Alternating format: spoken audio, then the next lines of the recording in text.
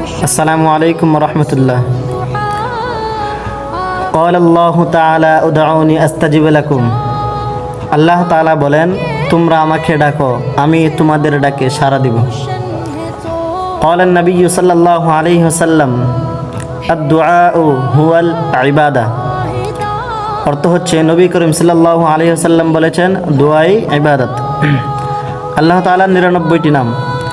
عن أبي هريرة رضي الله تعالى عنه قال رسول الله صلى الله عليه وسلم إن لله تعالى 99 اسما من أحصاها دخل الجنة।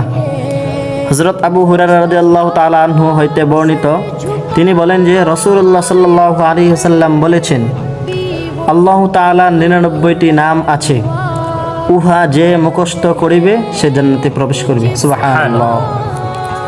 99টি নাম হচ্ছে, আমি পড়ে পড়ে আপনাদেরকে শোনাতেছি।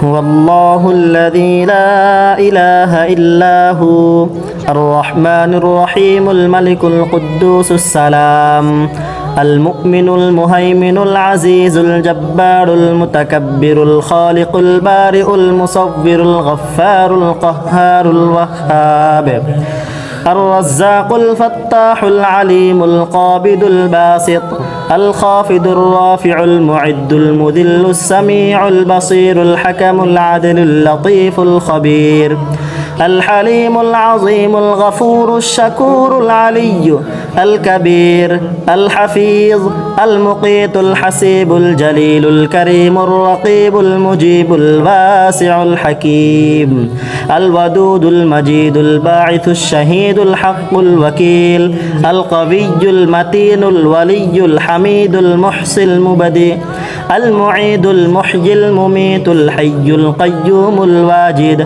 الماجد الواحد الأحد الصمد القادر المقتدر المقدم المؤخر الأول الآخر الظاهر والباطن الوالي المتعالي البر التواب المنتقم العفو الرؤوف مالك الملك ذو الجلال والإكرام المقسط الجامع الغني المغني المانع الضار النافع النور الهادي البديع الباقي الوارث الرشيد الصبور।